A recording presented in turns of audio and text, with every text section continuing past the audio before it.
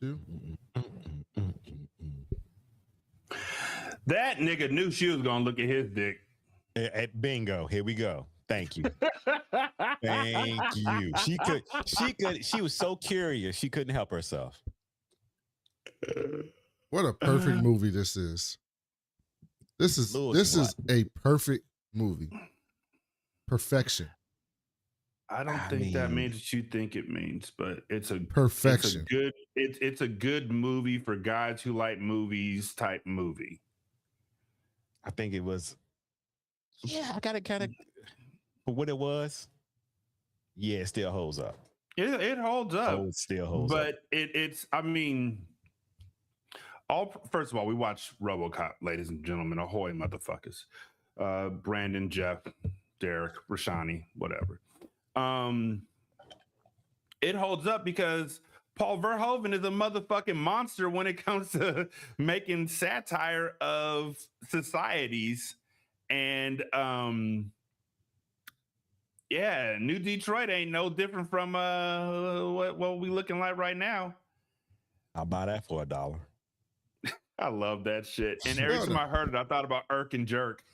Detroit is killing it now. You mean Detroit? It is now, but I'm not saying. I didn't say New Detroit was Detroit now. I'm just saying that the landscape that they're in ain't too far off from where we are right now in certain situations. In that, the police department is really being run by higher powers, like the folks who I feel like the police, the private prisons, and the government are all working together in some way, shape, or form.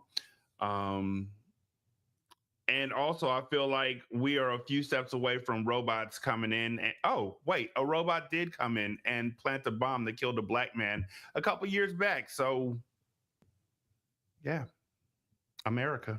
Can we just talk about the 80s to maybe late 90s Detroit trope? Is Detroit always? I'm not going to believe Detroit has always just been shitty, right? There's no way. Detroit was America's greatest city outside of New York for the longest time. That's where all the automotive started. That's where we had like the peak manufacturing.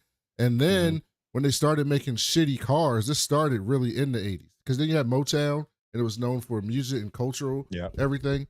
And then in the 80s, we started making shitty cars because we started making big cars that was breaking down, gas guzzlers. And Japan started making excellent cars. That's when Honda and Toyota started coming into the country, and people stopped buying American cars, and Detroit manufacturing went to shit, and the city went to shit. And the city basically from like the early to mid 80s to like the 2010s, early 2010s was complete and utter like disaster. It was like you could buy houses in parts of Detroit for like $5. Like it was just destitute for the longest time. And then it came out of it. I think the city filed for bankruptcy. Detroit filed bankruptcy. I'm pretty sure it was like bankruptcy. They're having an amazing 2013 right now. 2013, the city of Detroit filed for Chapter 9 bankruptcy. The largest bankruptcy in U.S. history, $18 billion in debt. It was a disaster. Well, wasn't Kwame like, and I don't, Detroit, like, okay, that's, but wasn't Kwame Kilpatrick like embezzling money out of there like a motherfucker, like just fucking off? Well, there was also a shitload of corruption, yes. But now, Detroit's bounced back. It has. I've noticed, but I'm just talking about more the scope of the Hollywood. Yeah, I mean, Hollywood exaggerates everything, but Detroit was pretty destitute. But Hollywood treats Detroit the way cartoonists used to say. Every nigga in the world believed because of cartoons that there was a dark Africa. What's a dark Africa? Every time you saw Detroit, you of all people who watch like Looney Tunes and all those old cartoons saw where whenever they would go to Africa, there'd be the deepest, darkest Africa. Darkest, yeah, with pink lips. Mm-hmm. Oh. But I thought that was just the idea that cartoonists couldn't draw black people. Who knows? Maybe a little of both. Like the coloring couldn't do black people. I'm not saying that it wasn't racist. I was just saying I ain't never seen old animation where black skin didn't look like that.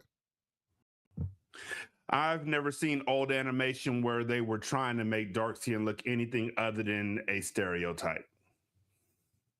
And that's why whenever Tom would look into a barrel or something and he'd get blown up, he looked just like all the jigaboos they were trying to make him look like in their mind. There's one thing in this movie that stops this from being a 10 out of 10. It's a 9. It's a 9.8 out of 10. It's not a 9.8 out of 10, but I know what it is. I know what it is. And I'll give it like a 8.5. But I know what it is. I know what it is. How the fuck did the ED-209 get up the stairs when it fell down the stairs trying to come after Robocop? They didn't bring it up the stairs. They built it in that back room. No, they didn't. No, did it go down the elevator to then guard the front door? Like, how'd they get it up the stairs? How'd that ED-209 get anywhere when it can't traverse stairs? An elevator. A freight elevator. It's a fucking major office building. They got a freight elevator. Absolutely.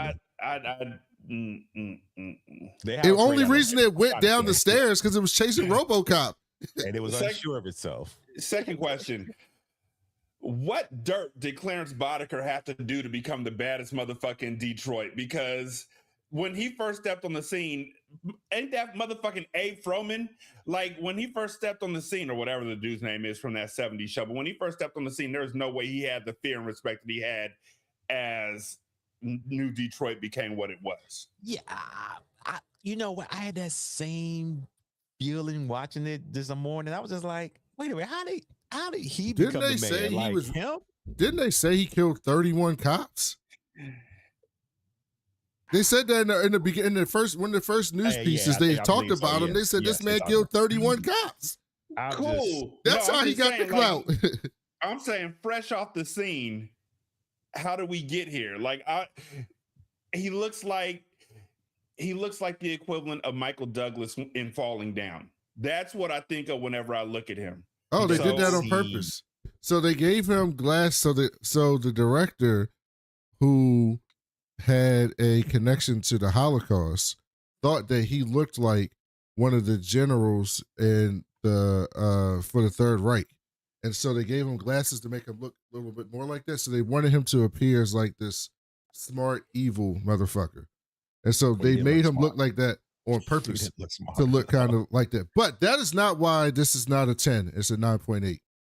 Spell it. Let us know. It's a 9.8 out of 10 because this movie wants me to believe that we're in this crime-riddled Detroit with crime left and right, and every single crime scene I saw was a white person. So it's a 9.8 because of racism. Come on. So you're literally, Brandon, go to your room. So that's right. Oh, if every criminal was a black person, you would have been like, you want me to believe there's no white people in Detroit? Is every single bad person in the city is a black person? That's right. Because I've heard you say it before. That's right. Detroit is 60% black. You sound like Stephen A. Smith. I mean, but did we even see a lot of black people? I didn't say I wanted it to be all black people. I said there was a bunch, actually. There's a bunch of black people. Now that you mention it, there was a black person involved in every crime that Clarence Boddicker fucking did. Boom. I can't believe I'm fucking standing up for I can't believe I'm standing up for you saying, why weren't there more black people involved in crime in this movie? Yeah. When it's a movie in the 1980s where they didn't have to have a lot of people of color in it. And B, there was a ton of black people in it. The police chief was black. The Sarge was black. There was a black person on the board of OCP. That bit would never get old. In the 80s and 90s, boy, you always had a mad black captain. Exactly. Angry black chief. That had the respect of his people. They still respected him. He just ain't want to. See, he was a little bit of a sellout, though, because he ain't want to support the strike. Talking about, we in public service, we got to show up. What are you talking about? They treating us like shit. They setting us up to die. I mean, he won't lie, though. If they weren't around, this city would go to hell. OCP is literally setting them up to die. so they can get candidates for their programs. Oh, okay. Yeah, so I'm glad you mentioned that. So, one question. So, as Clarence and Dick Jones, have they always been in cahoots? No, they weren't always in cahoots, right? Okay. Not until that nigga was talking about him in the bathroom did he go find Clarence. Well, sort of. Correct. That is correct. But OCP was in cahoots with the criminal underworld. They allude to OCP basically funding the criminals so that everything escalates, so that they can bring in their fucking robots and make money. They needed to escalate so that they could justify it so the people accept it. So they were funding crime in the city in order to then solve the crime that they funded. Okay. But you're correct. It wasn't specifically with him, just in general. All right. Perfect movie. So, I'll tell you. Is it though? Because here's my other question. 10 out of 10. You're gonna keep saying that, and I'm gonna keep asking questions that are gonna make it not 10 out of 10. It would never change. 9.8. Why RoboCop have eyes? Why did he have a face? He's a fucking robot. No, he's a cyborg. They literally said, don't leave his human arm on him. I want you to take all this shit off and put the cybernetics on him. Why they leave that nigga with a face? That's an easy answer. He got a face. So that's an easy answer. Why are I'm gonna answer your question with a question that will answer your question. You always do. It's the perfect answer. Why are robots humanoid in general? But they don't have faces. No, it's to make people comfortable. Robots should not look like humans. Okay. If you pick a robot to clean your house, you're absolutely right. It probably shouldn't be like a human. It probably shouldn't be shaped like me. It could be shaped in a way that's more functional to clean my house. A robot should not be shaped like a human. You're absolutely right. Why did they give that nigga his real face? Because he's going to be out with the people. I would love to take a swing at this. Go for it. You thought Peter Wheeler was going to be in this movie and not show his face? You know you're going to hide my face? No. You're going to show my face. I'm just like, at one point, he gets shot, or the cops are shooting at him because OCP said, kill this motherfucker. Yeah, let's get him out the paint. Let's get him up out of here. And somebody shoots through his mask, and you can see his one eye, or he has, you can see his eye looking out the crack. Mm-hmm. The nigga don't need eyes. He literally comes in and he's able to track everybody in that drug scene up the stairs, down the stairs, target them all, like drop it. He doesn't need eyes. I understand you saying it was because that nigga was going to show his face one way or the other. No, but he's supposed to be a cop. It's to make people comfortable. That's the point. So because you can see his chin. His white face, because lips. You can see his white face, you think that it might be a person in there. That's the whole point. Why do we make sex dolls look humanoid? If you just wanted the feeling of sex, you can make it shape anything, lubricate it, and it feels like sex. They make it look like a person. What I'm saying is, for a reason, that nigga got shot in the forehead. His whole melon was cracked up top. Yeah. They peeled that nigga's face off like Nicolas Cage and put it onto a cyborg. They didn't need to do that. They did. They could have used anything that they wanted to make that fucking face, but they peeled this nigga's face off to possibly traumatize his son and his wife. No, they gone. They were gone. They didn't know that. They didn't give a fuck. It's to make people comfortable. To make people comfortable. Okay, 2 questions I got for this movie. Only 2 questions. And the first one is from my wife, because she really had questions about them. Once he became Robocop, right? How was he able? Why the fuck was he dreaming? No, not that. How was he able to get in the car and that car still? Yeah, I had to look up how much they thought RoboCop weighed, and that nigga weighed half a ton. Right. That, And she was that like, the nigga car. weighed 600 or 450 pounds. The car could not carry that nigga. That's what she was saying. It She should have was been like, scraping like a bitch. I looked that shit up too, because that shit was crazy to me. second one is, this is me. Y'all know how I do. Y'all know Lewis to blame for this whole movie. I know you started it. Yes, yeah. She's to blame too. I told you. How the fuck she got knocked out like Roman Reigns used to get knocked out of the fucking 3-way matches that he would be in, where that nigga would just lay on the side of the ring for a good 10 minutes and the crowd be chanting, "Now Roman sleeping." And how you get knocked over the ledge, how you get knocked over the side like that and stay out for the entire time that this nigga died. Thinking about it, that group is raggedy because they usually just murder people, right? So when she fell, he should at least like shot at her. He just, okay, she gone. Did we even see that nigga again? Yeah. He was throughout the movie, that damn laugh. Oh, so that was him. I couldn't tell if that was another black guy in the group. Okay. Because, he was like, "You want to take a look?" And she was like, that laugh is. She was so curious. 80s. She had to believe I wonder if it's true. Let me look. Boom. Stupid. And they were both dumb because like, you want to wait for backup? Nah, fuck it. Let's go do it. What were y'all going to do? Seriously. Like, that was just insane. Well, I mean, I guess that they were understaffed like a motherfucker in the police department. That group look that cops look raggedy. Yeah. 3 police officers just died the day before. Yeah, listen, they look a little raggedy. They don't look like they got hearts into it. Yeah, I don't know.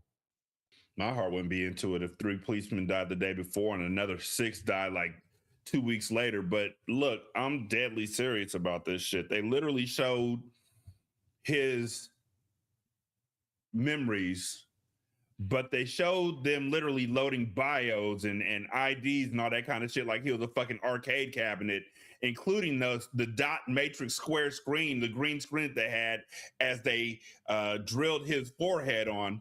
Why is this nigga still dreaming of Boddicker? Man, he still had a piece. That's the whole point of the movie, that he still had a piece of him in him. Murphy was still there. But that's what I'm saying. Why is Murphy still there? They took all of his humanoid parts out. That's the movie. You asking you said, what's the movie? That's the movie. You keep saying that's the movie. You're not answering my question. The guy literally said, "We don't want anything humanoid on him. Take all that shit off." Yeah. What was left for him? They didn't listen. Did they leave his so they left his brain and he just didn't fucking know? The movie is the whole point of it is you're not taking the soul away from it. There's a piece of you in everything. You can't fully turn someone into a robot. He's still in there somewhere and he will be triggered at some point. That's the movie. That's why you get that classical ending. What's your name? Murphy, he's realizing that is the movie. You're asking like, what is the scientific reason why Murphy's still there? It's not. It's fake. It's a robot movie. The story is he still has some of himself in him, and over time he's going to remember it. So if I were to take away every aspect of you that there's ever been and leave you in a place where you could not remember what you were, because then I put you into a place where that was no longer possible. You're saying, Brandon, Professor, that it's possible for somebody with no memory of themselves, that's literally a robot with a humanoid face and nothing else, because they took his human arm off. Yeah. Can remember that they were Murphy and have nightmares. As they're sitting in a chair downloading what their day was, they have nightmares. I'm taking it as What is your question? It's a science fiction movie. Oh, what you're telling me. So what you're saying isn't that I'm wrong. What you're saying is I should overlook it or look past it because you are 100% wrong, because you're asking a real life question in a fake universe. So I'm not wrong. What you're saying is I'm asking a question in a universe where I shouldn't be asking these questions. It's a turn your brain off type movie, is what you're saying. No, not turn your brain off. Would you ask a Superman movie, how can Superman fly? Yes. So Superman, you go to Superman, you go like, what is the scientific reason Superman can fly? I've literally seen Superman shows where he learned how to fly. I've but how does he fly? No, they don't. But how do you fly without propelling yourself, without wings? How do you just take off? The thing that I saw, which I think was Smallville, they were just like, yo, as you get older, you'll develop powers. One of the best movies that I've ever seen, by the way, what lets him fly? Chronicle. Is what I'm saying. You're asking, how can he have a memory?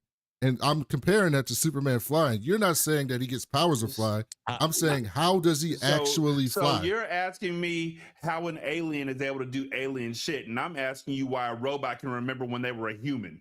Okay, put it exactly. This way. Exactly.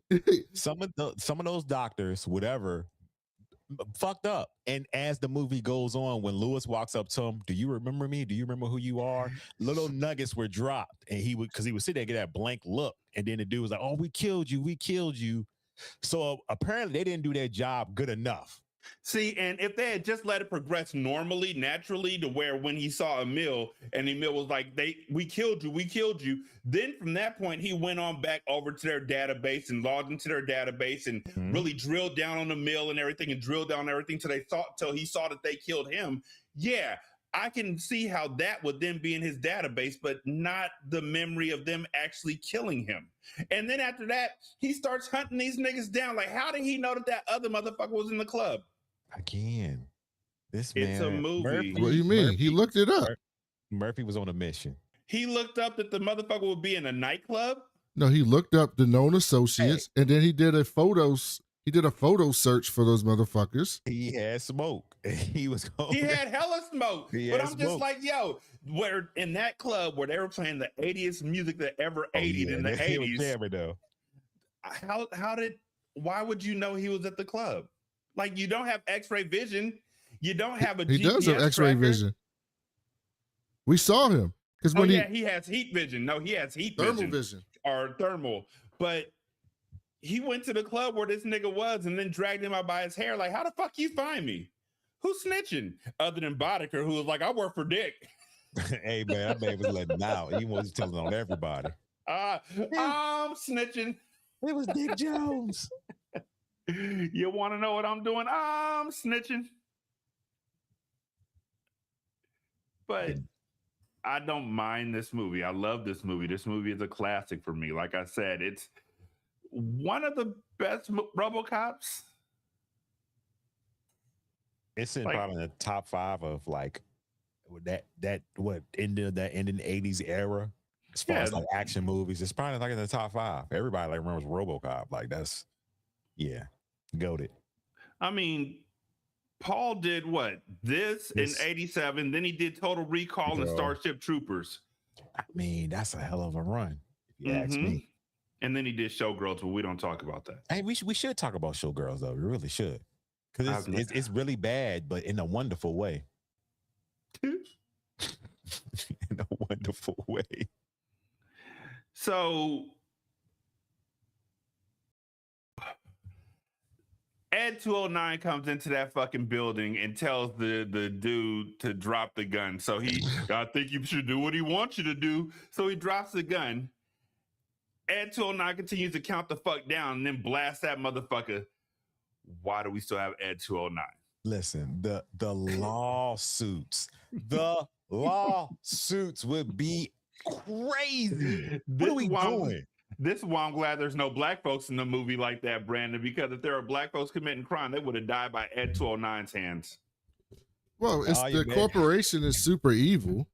And so they probably would have just said, I mean, we've seen this in movies before. Somebody dies at a corporation and they just make up some bullshit to their family of how they died.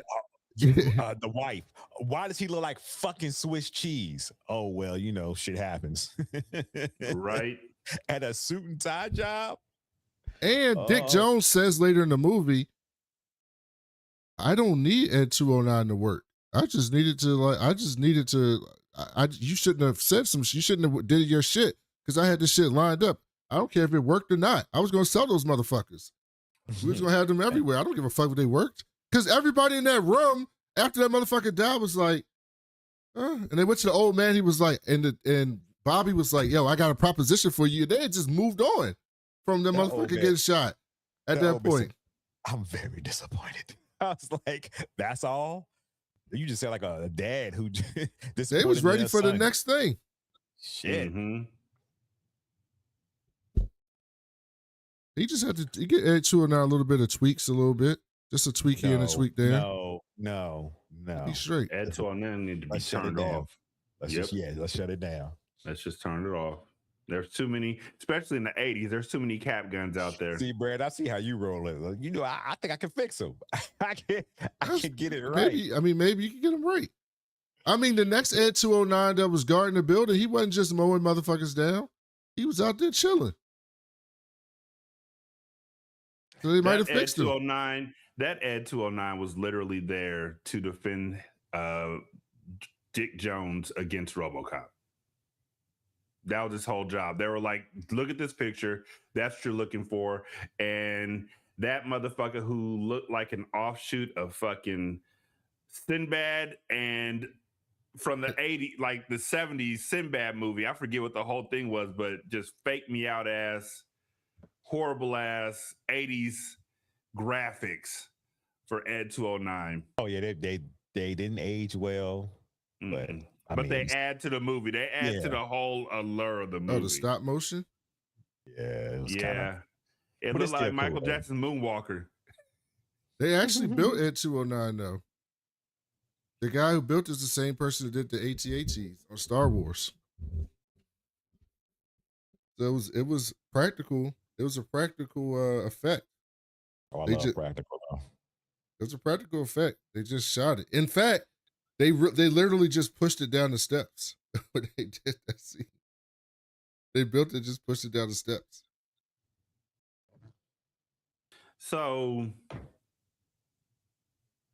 Bob Morton got killed, in essence, for talking shit about Dick Jones in the bathroom. Yeah. It's cutthroat Wall Street. Very much so. We just gonna run up in spots and blow it up with a fucking hand grenade because you talk shit about me in the bathroom. I can't just take you to HR. What I like about the movie is it's trying to tell you that street crime is bad, but white collar crime is just as bad, and oftentimes those two sets of crimes go hand in hand.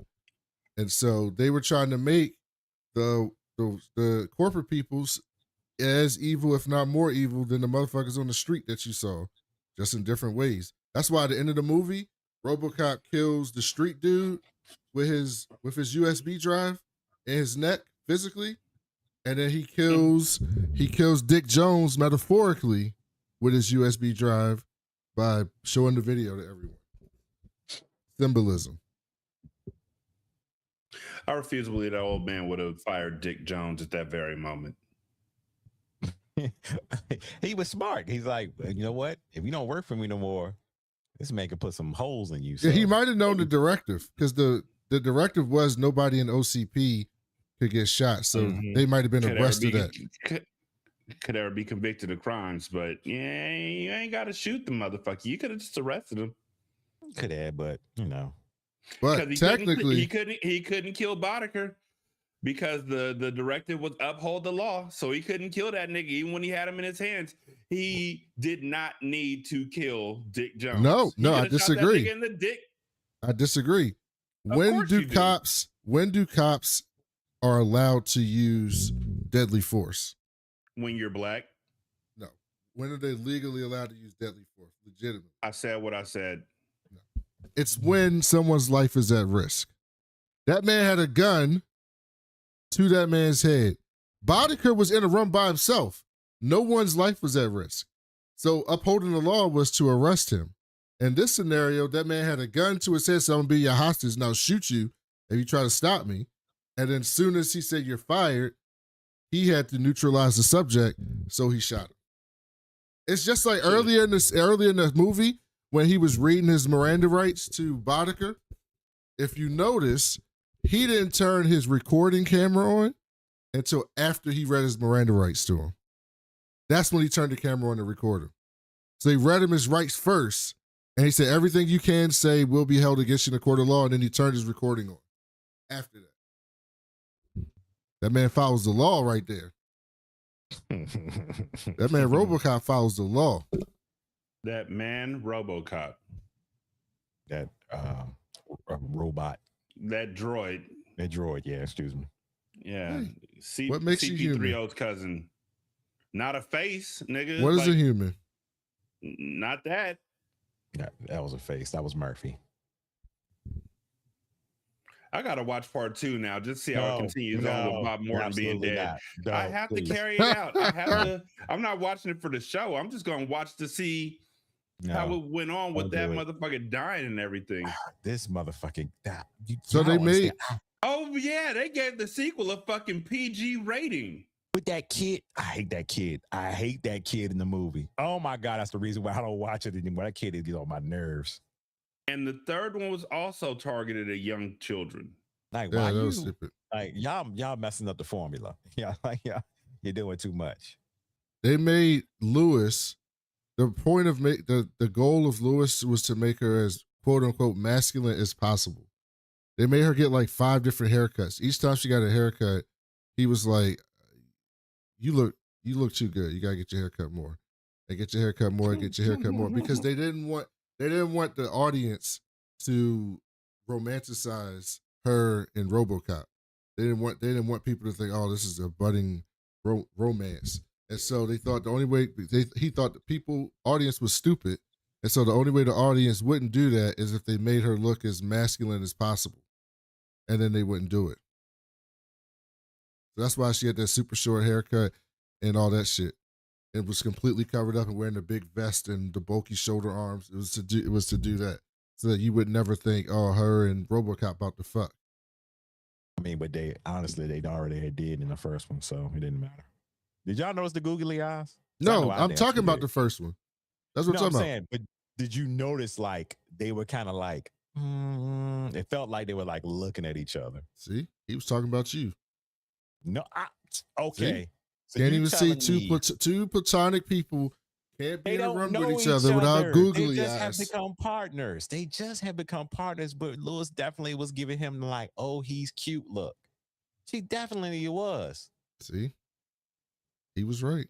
I'm not wrong. I don't care what you say. I know I'm not wrong.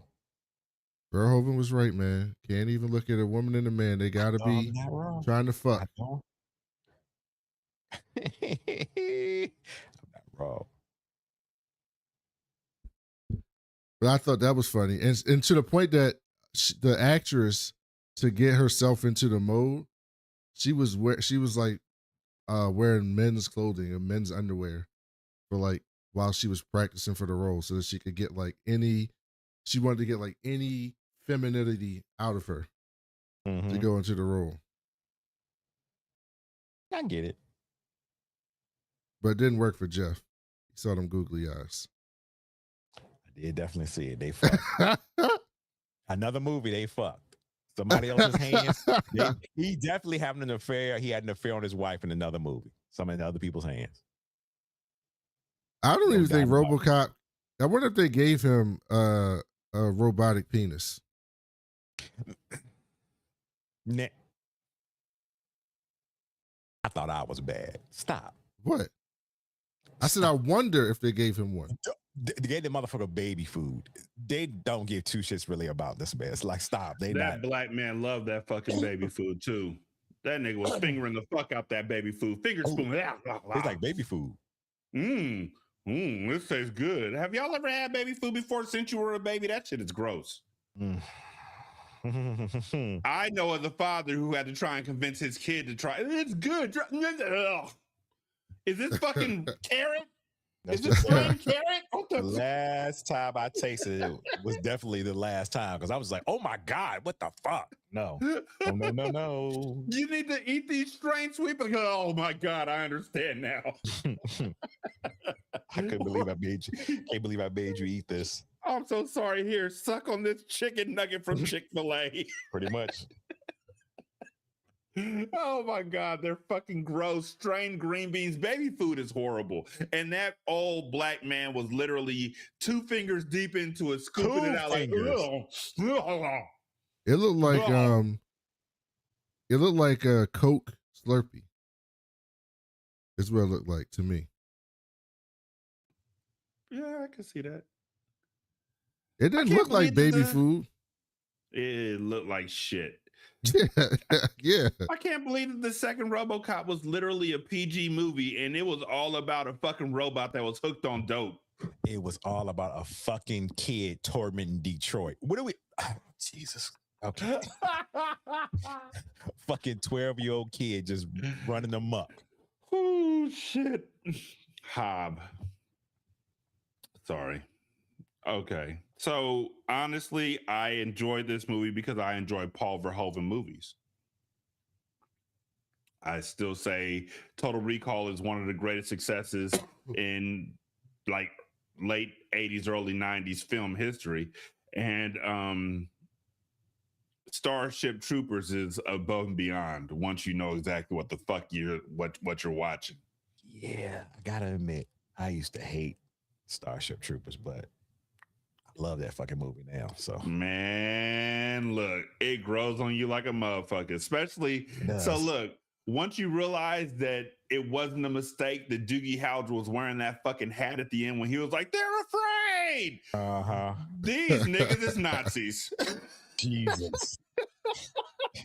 Jesus.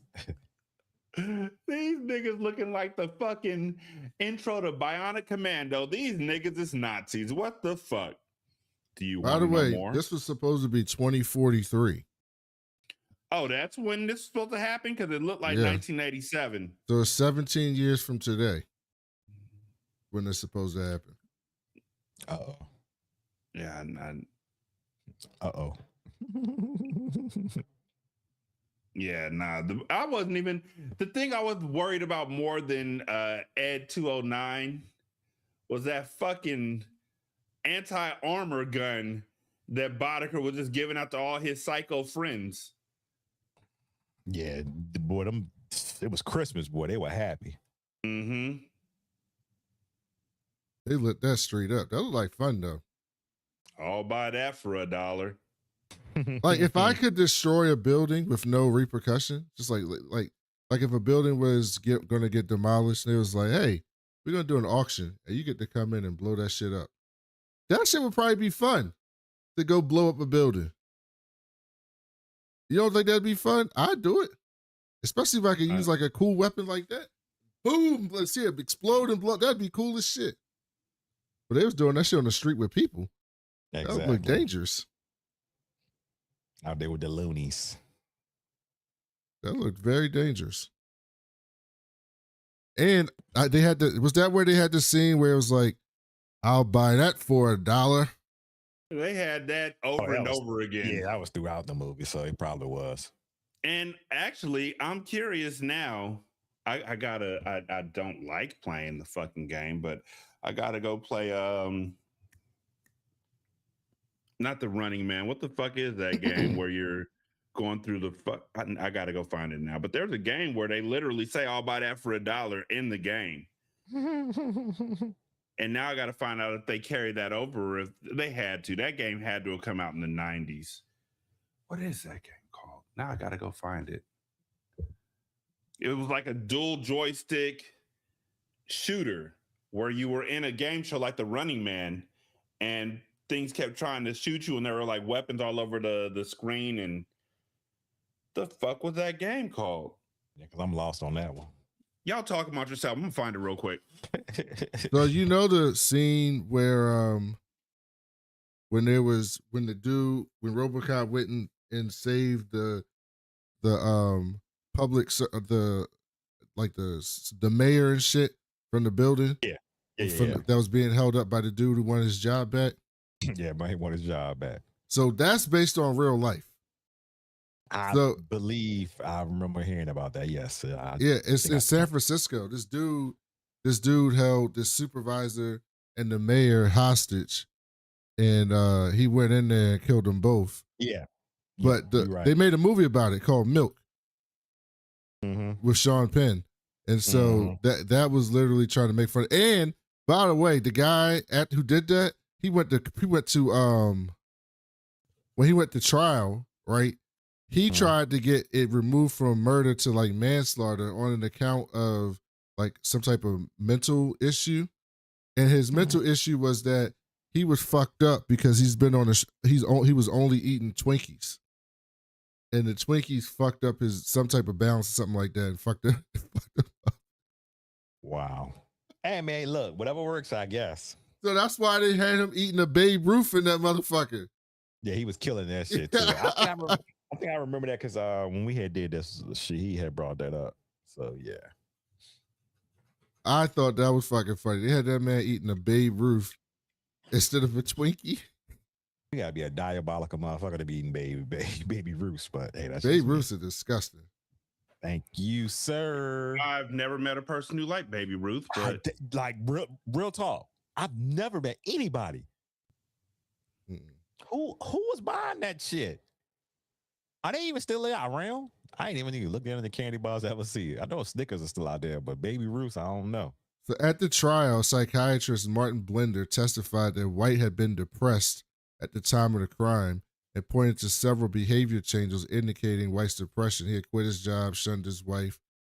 He had normally been clean cut. He had a slovenly appearance.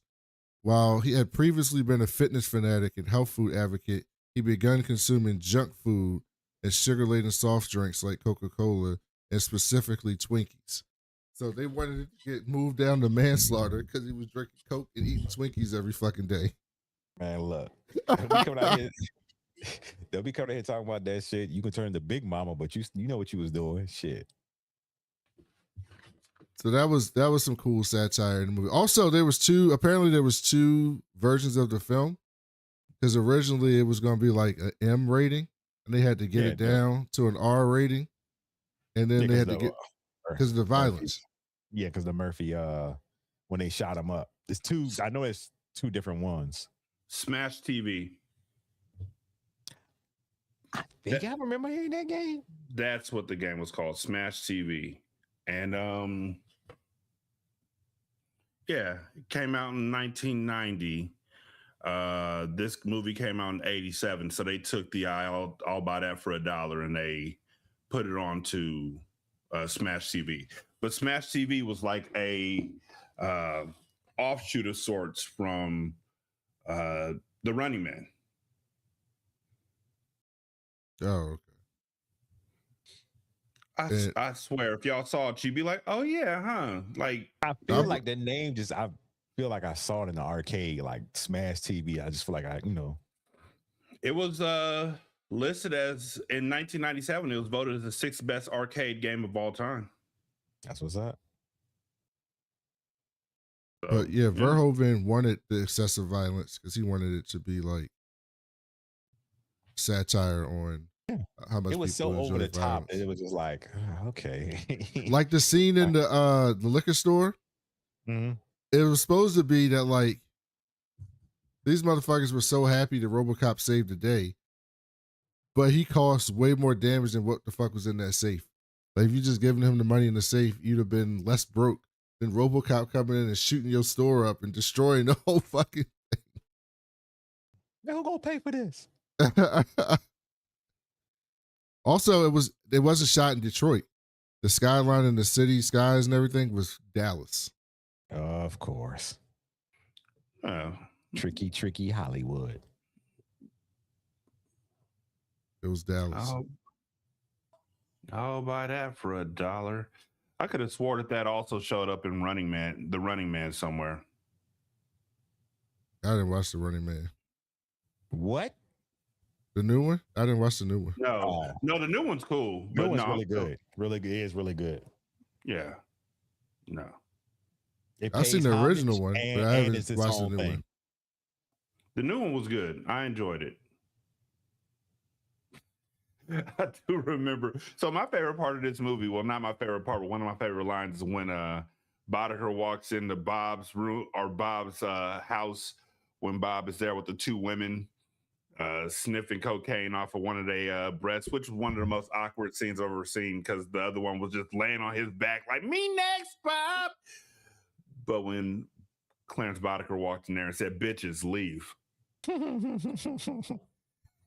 Call me. At least he saved them. Okay? He had the decency not to kill them too. That's very true. That's weird that he didn't kill them.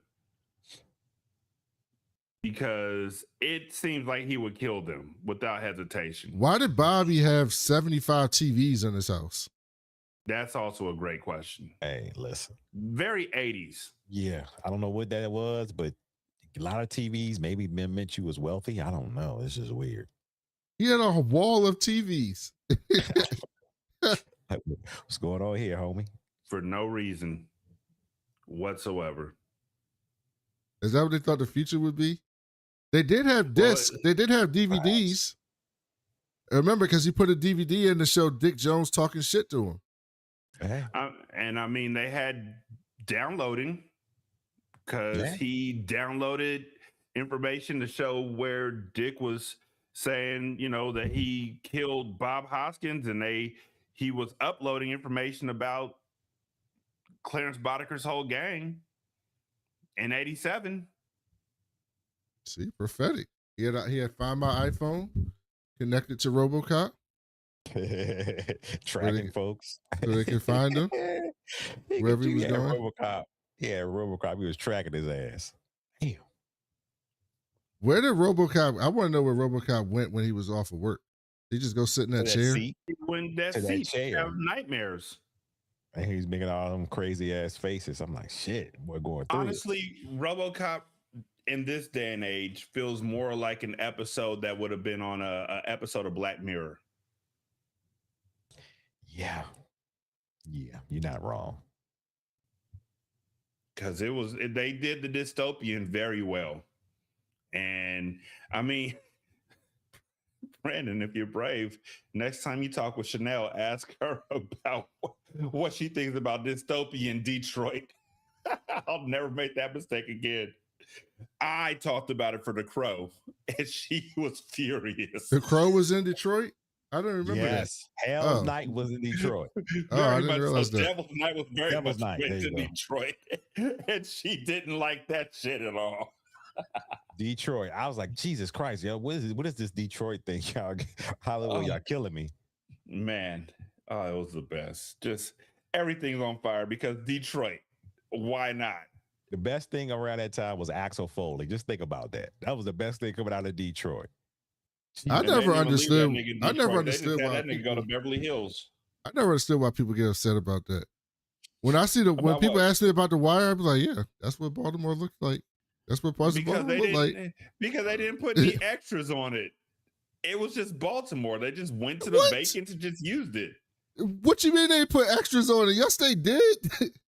That's not what that shit actually looks like. It's just what it looks like generally.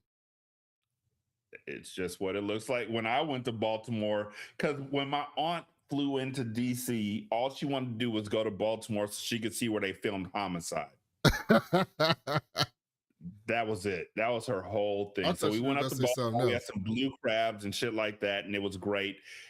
I saw more boarded up, I need to get the fuck out of here houses than I ever have in my entire life.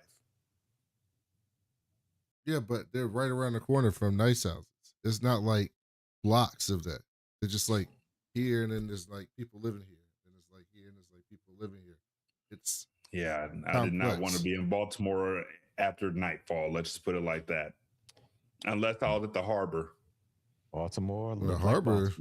Baltimore in 97 looked like Oakland now.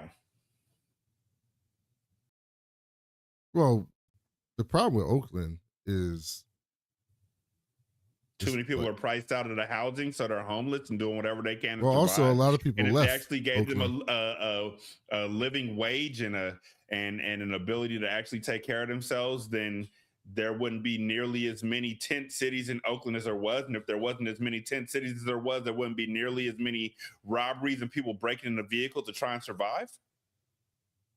Was that what you were going to say about Oakland? Because I thought that last night when I was in Oakland. No, but it's also had like a huge decline in population over like the last 15 years. Well, hell fucking yeah, it's fucking Oakland. Like, no, but what I'm saying is Oakland was kind of crazy in the 90s too, but the population was going up.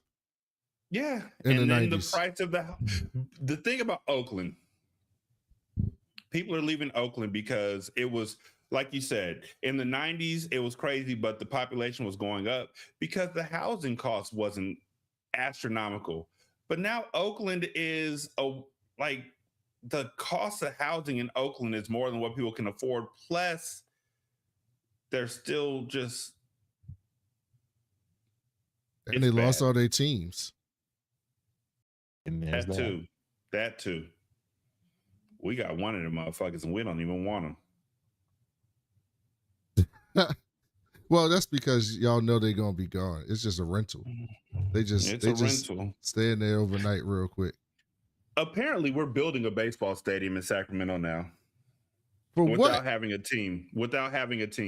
That stadium looked nice for minor league. That's a nice minor league stadium. We're going to keep that as a minor league stadium, but they're building a real, building a real stadium. Yeah, to try and get a baseball team. And I'm like, for why, nigga? If you wanted a baseball team, you should have tried to keep the A's. That's what happened. I mean, they might be trying to pull an Oklahoma City. So remember the Hornets, right? The Hornets went to Oklahoma City for a year. New Orleans when the hurricane hit. Yeah, and they hit so well that when they left, they was like, yo, we fought to get a fucking team for real. And then when your Supersonics left. We lost Seattle. Yeah, they went down there. Thanks, Brandon. Well, you about to get your team back. So it's just like the Browns. I'm sick of Browns fans talking to the Ravens. Oh, y'all took our team. Stop fucking crying. Baltimore lost his team in 1983. Didn't get a team back until in the middle of the fucking night. Didn't get a team back to 1996. And they took the colors, the history, the name, everything, and took all that shit and went to Indianapolis. The Browns kept their fucking name, kept their fucking colors, kept their fucking records, got a team back 4 years later. What they crying for? I'm fascinated that you're a Baltimore Ravens fan. I really am. It's just fascinating. That was the last team. When you said that, I was like, oh, wow, he's really a Baltimore Ravens fan. What you crying for? The Supersonics is a little bit different. It's been, 15 years? Kevin Durant's second year is when they left, right? So that was 2005. So it's been 20 years. It's been 20 years. You know why I'm actually still upset about No, you should be. I didn't realize it was that long. God damn. First of all, because we never got another team. Secondly, because the moves that they made right before they left Seattle for Oklahoma City were some of the best infrastructure moves that built championship teams. Yeah. And we could have had like a dynasty in fucking Seattle, and that breaks me all the fucking time. But y'all got a new arena in Seattle now. About to get a new team. Yeah. It's about to get your Supersonics back. About to struggle for a bit. Yeah.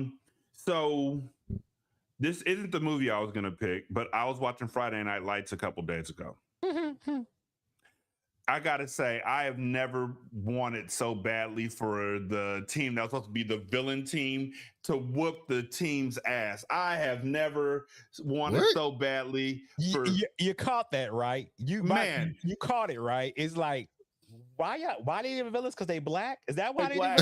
They black. That's why they black, my nigga. Like literally. And when you read the book, Friday Night Lights. Oh, I didn't know it was a book. Because Friday Night Lights is based on a book. It's a guy, the same way that The Corner was built based on a man going to a town and just residing amongst the people in that area for a year and documenting everything that happened and then making a book. That's how The Corner got made. That's how The Corner became the TV show The Corner, or the miniseries The Corner from Rock. Friday Night Lights, same thing.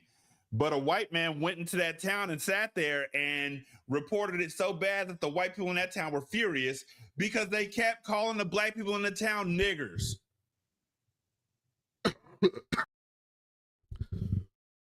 Well, and was mad that this motherfucker documented it and wanted to report on it in his book and then made it into a movie. The first line in the book, if I'm not mistaken, which I don't think I am because I bought the fucking book, but I'm pretty sure the first line in the fucking book is that Booby Miles is one fast nigger. I mean, who said that? A random white person in fucking wherever that town is. It's not Dylan. Now I'm watching the TV show, but if you watch the movie, you can kind of feel that tone a little bit about how they showcase the black players and then how they treated how they showcase the white players. Like, I wonder if they probably did, especially when they lost games. Yeah, they probably did. I'm almost sure they did. Odessa, Texas. That's where it was. Odessa, Texas. Oh yeah, that's West Texas. Prologue. If the season could ever have any salvation, if it could ever make sense again, it would have had to come tonight under a flood of stars on the Flatiron Plains before thousands of fans who once anointed him the chosen son, but now mostly thought of him as just another nigger. Then there's that. They were so fucking mad when that book came out, like sincerely furious. And so when that movie came out and they were like, we don't want to play in Dallas. We don't want to do all these things because black people. Oh yeah. What do you mean by that? You know what I mean. Like, you know exactly what I mean by that. Like, it would be better. How many stripes do you want these zebras to have? What do you mean by that? Yep. I knew it watching the movie. I never read the book, but I said, boy, this is just a little shaky out here. I'm assuming we're not doing that movie, but that movie inspires you for your movie. No, it didn't inspire me for the movie either. I thought about it, I watched it, and I was like, nah, but seriously, like, I wanted that team to get their ass whooped worse than they got their ass whooped. And I felt bad for Christian, who was a part of, one of two black people, well, three, because Chris Comer was on the team as well. But yeah, no, it just, yeah. So then I thought about doing Purple Rain. Yeah, you did say that. That's true. I thought very long and hard about doing Purple Rain. Because Purple Rain is an enduring classic where a woman literally gets thrown into a trash can. Jerome the manservant. Yeah. But then the roast of Kevin Hart happened, and so we're doing Bamboozled. What is that? Very underrated film, if I should say so myself. Bamboozled? Bamboozled. One of Spike Lee's greatest movies. We talked about it a little bit last week. One of Spike Lee's greatest movies. I think this may be what they got to do with Kevin Hart? Oh, buddy. Oh my. So you didn't hear about what happened with Kevin Hart, huh? No, what happened with him? So Kevin Hart, they did the roast of Kevin Hart last week. And first of all, there were really no reason why there were as many white people roasting Kevin Hart as they should have had on there. But they had Tony Hinchcliffe as one of the white men who was on their roast of Kevin Hart. Also, I found out this week that for a roast, people actually write it. Like there's writers for a roast. It's not the comedians writing out the stuff that they say. There's writers who write for the roast. But anyway, the white people got up there and literally talked about how dark the black women were who were in the roast, who were involved in the roast, talked bad about black women, talked about how George Floyd was looking up from where he died. Like George Floyd was roasting in hell, and just Kevin Hart laughed through all of it. So we're going to watch Bamboozled, and we're going to talk about that movie.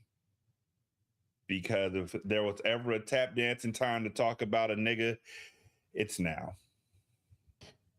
Whew, this is going to be an interesting episode. I didn't know none of this happened. I don't know this movie, and I didn't know nothing about the roast. I can't believe a man I respect has not seen Bamboozled. I not only saw Bamboozled, I literally bought the fucking soundtrack and the movie. I have it on DVD and I have it on Vudu. Now, is it streaming anywhere? Though is the question. That's a good question. I'm sure it is. It has to be. Big Black Africa will not be stopped. 1/16 Black will not be stopped. The Mau Mau's will not be stopped. Oh my God, this shit got a 53% on Rotten Tomatoes. And that's why I don't trust that shit. Yeah, I don't think I've seen. I think the only Spike Lee movie I've seen from this century is Black Klansman and Inside Man. That's it. Bamboozle came out in what, 2000 or 2001? It's 2000. 2000. Yeah, 2000. Yeah, because I'm looking at his filmography. I've seen She Gotta Have It, School Days, Do the Right Thing, Jungle Fever, Malcolm X, Crooklyn. I've seen all those. He Got Game. I haven't seen most of his movies this century. I've never seen 25th Hour. Never seen Saint Anna. You never. Saint Anna was nice. That was a good movie, and so was the other one where they went back to bury their what was that movie called? It was another Vietnam movie. It was one of Chadwick Boseman's last films before he passed on. Gosh, I forgot what that movie was called, but it was fucking fantastic. This is interesting. Okay. Bamboozle. Yeah, no, Bamboozle. Yeah, so Bamboozle is what we're doing, and it is legit Kevin Hart's fault. Oh God, I don't even know what I'm getting myself into. Oh, The Five Bloods. That's what the movie was that came out in like 2020. That movie was really, really good. It had Delroy Lindo in it, Jonathan Majors, Clark Peters, Isaiah Whitlock, Chadwick Boseman. I really enjoyed that one. It's a comedy. What is? It says Bamboozle is a comedy. We'll see how much you laugh. Yeah, that's a stretch, but okay. They call things comedies when they think that when they don't find shit funny. Yeah, when they're unsure. Yeah, Spike Lee, he does comedy. Oh, okay. I will say that in 2023, it was selected for preservation in the National Film Registry by the Library of Congress. I mean, I'm not mad at that. Me neither. It's fucking fantastic. And Brandon, I will say this movie, it's so much. You can blame Homeboys in Outer Space for this movie coming out. I'm gonna tell you straight. It's a heavy movie. Why? It's heavy. I'm not gonna say shit. We're gonna talk about it. You ain't no, why can I blame Homeboys of Outer Space? Because the UPN. Oh, so it is going to be funny. It's a UPN movie? No, it's not a UPN movie. It's not funny. It's not a UPN movie. It's because of UPN. The same way that Little Brother made the minstrel show and called their shit You Black Nigga Network is because of UPN. But yeah, no. I can't wait. This honestly, I legitimately will stand on business saying that Bamboozled was Damon Wayans' best role ever. I'll stand on business and say that. Hold on. You telling me Damon Wayans is the star of this movie? Yes. Yep. Damon Wayans, Jada Pinkett Smith, Mos Def, fucking, what's that nigga's name? Cannabis. I'm just gonna hold on. I'm looking at the cast now. Tommy Davidson, Savion I'm very Glover. Confused. How is a movie? Michael Rappaport. How's a movie with Michael Rappaport, Jada Pinkett, Tommy Davidson, and Damon Wayans not a comedy? Watch the trailer right now. Just watch it. I can't wait to watch this movie again. I'm gonna watch it with my wife. I don't think she's ever seen it. Bamboozle's a fucking classic. Period. Period. And it is more relevant now than it's ever been. It is more relevant now than it's ever been. When I watched it in 2000, a lot of stuff I was, it just went over my head. Not because I was just like, it wasn't what I thought it was going to be, right? So I think I saw it like maybe 10 years later, and I was like, oh, this is fucking fantastic. How did I sleep on this movie? Mm-hmm. Well, now I'm Bamboozled is amazing. I am shocked and awed that you never watched it. Me too. I thought with those just certain movies I think certain people would see. So I never heard of this movie until you just said it. Most deaths in this movie too. Yep. That's Big Black Africa. Soundtrack is also the soundtrack is also a classic. Paul Mooney's in this movie. Yes. It's How is this not a comedy? I can't wait to watch this. How does it have all these funny people and it's not a comedy? You'll see. You'll see. You will see. You'll see. And when you see, I can't wait to talk about it. Now, I'm not going to say you're not going to laugh, right? It has moments. It has moments, but it's not a comedy. No. Okay. I'm excited. You got me interested now. Good. That's good. I'm glad you're going to be able to see this so then you can spread the word of this movie. This is the second time that I've been able to introduce a movie to Brandon that I know he's going to love. The first time was Fear of a Black Hat. Oh, if he like that, I love Fear of the Black Hat. It's one of my favorites. You're going to enjoy this movie. I'm almost sure you're going to enjoy it. Bamboozled is fucking amazing. I played Come and Pet the Pussy on the show with me and Chanel. Because she asked what I did that week, and I said, "Let me show you what I did." You came and pet the pussy. P-U-S-S-Y. Go. Talking about society. Talking about America. Exactly. We're gonna get that ass. But I don't know, because Rashani says life's not a comedy too, and I found life to be absolutely a comedy. Yeah. He's not wrong and you're not wrong. So I'll just leave it at that. There's nothing funny about going to jail for something you didn't do. And it has funny moments. Same way this movie has funny moments. But when it's all said and done, it's really about two Black men being in jail in the southern states at the worst time for them to be there. And one of those two Black men literally being an absolute asshole to the other one. So again, fuck Claude. And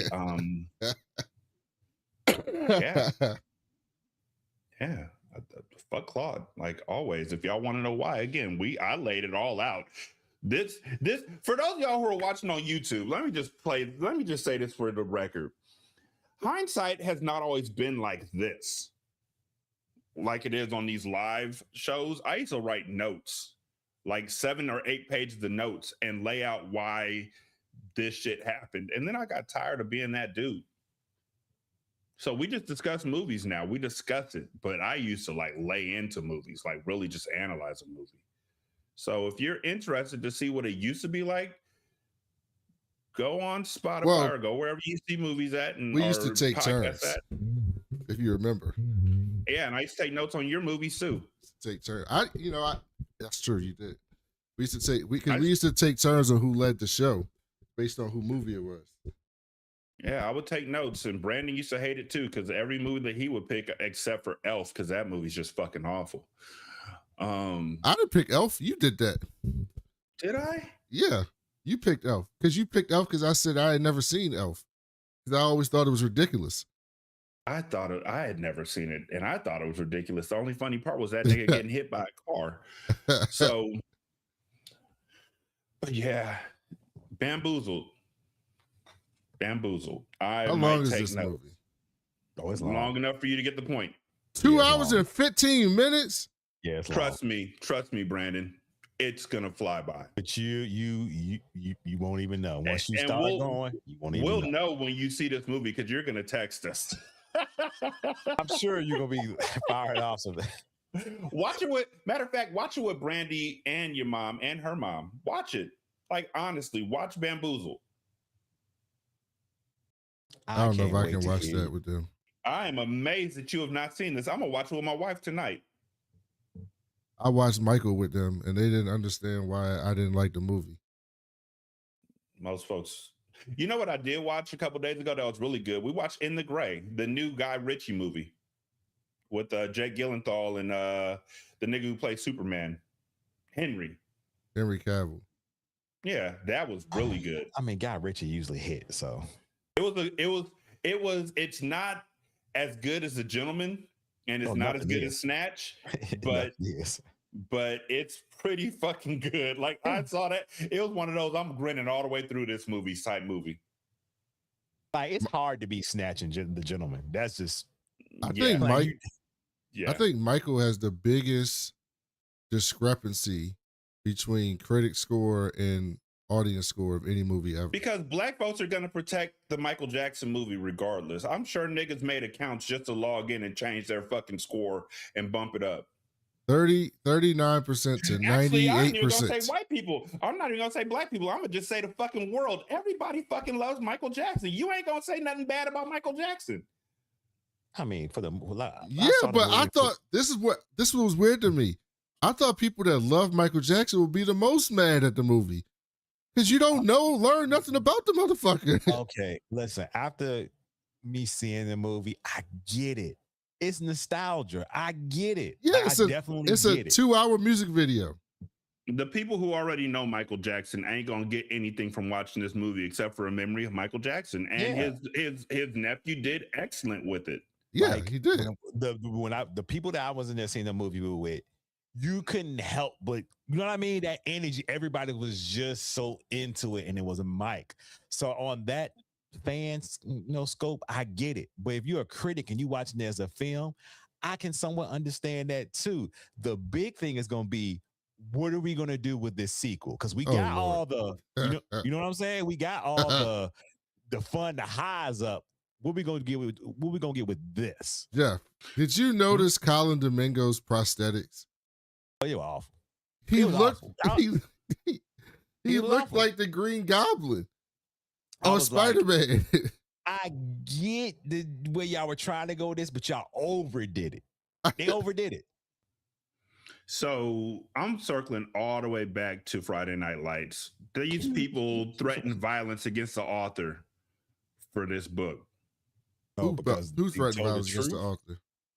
The town of fucking Odessa and the entire Permian Basin. Yes, they threatened violence against him. This book came out in the 80s.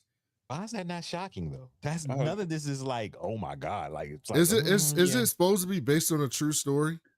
It's very much based on a true story. Like, this dude just lived in their town for like a fucking year. A football obsessed a town that's fucking obsessed with their high school football team.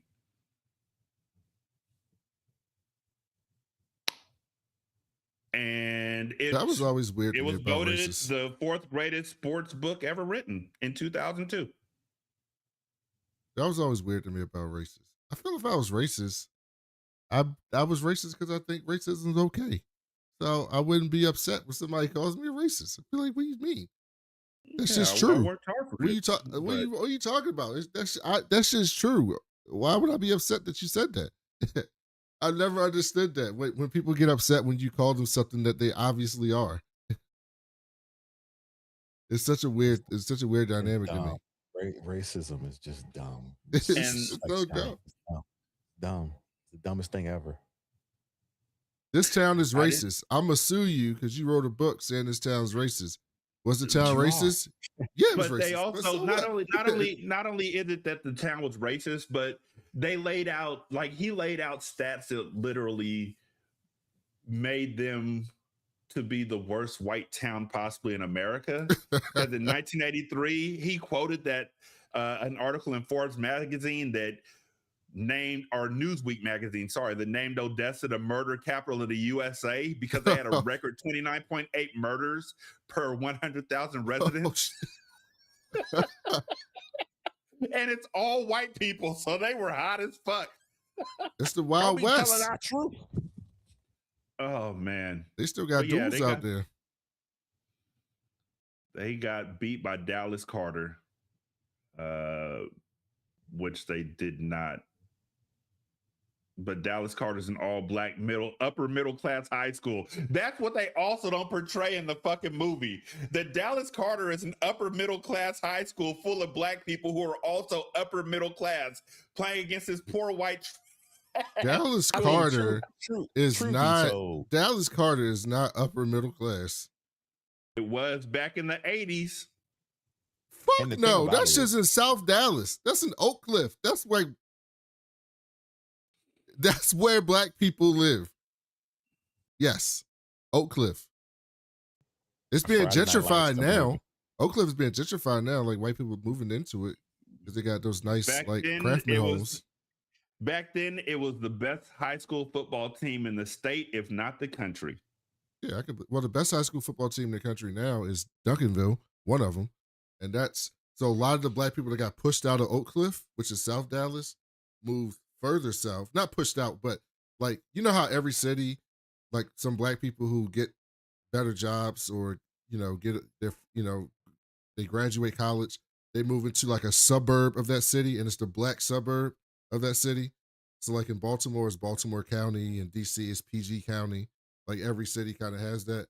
So the black people that moved out of South Dallas, they moved into DeSoto and Duncanville, which is like a suburb of Dallas, like 15 minutes south of Dallas. And now Duncanville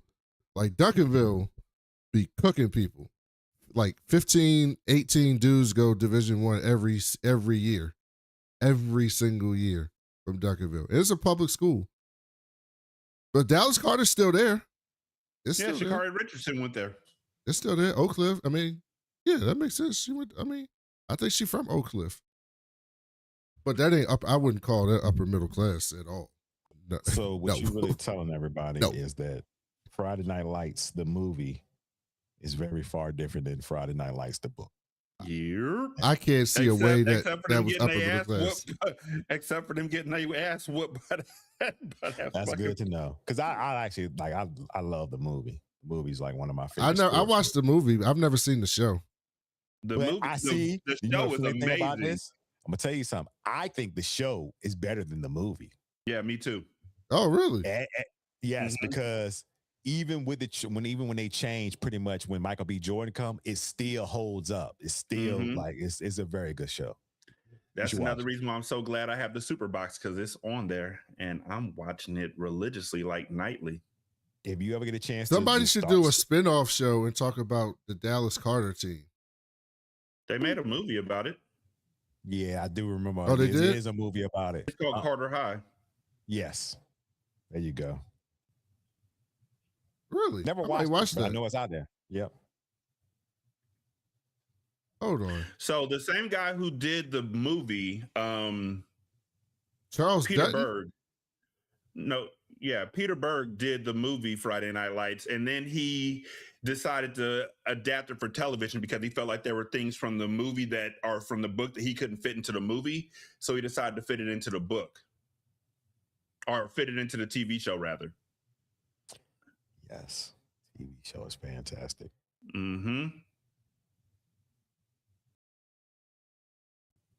But yeah, can't wait. Bamboozled. This is gonna be fun. I'm gonna say it's gonna be fun. It's gonna be very interesting. It's gonna be an interesting conversation. Yes. Yeah. I don't know what y'all getting me into, but I'm excited. Yeah, I don't think it's gonna be too many jokes going on next week. So hey man, look, that's all right. I'll take it. Thank y'all so much for listening. Thank y'all so much for watching. Hit the subscribe button, hit the like button, let folks know about the show, things of that nature. Jeff's on Twitter at Jeff vs. the World. Brandon's on Twitter at That Cool Black Nerd. Black is spelled BLK. I'm on Threads at Rashani. Yeah. Thanks so much for listening. We appreciate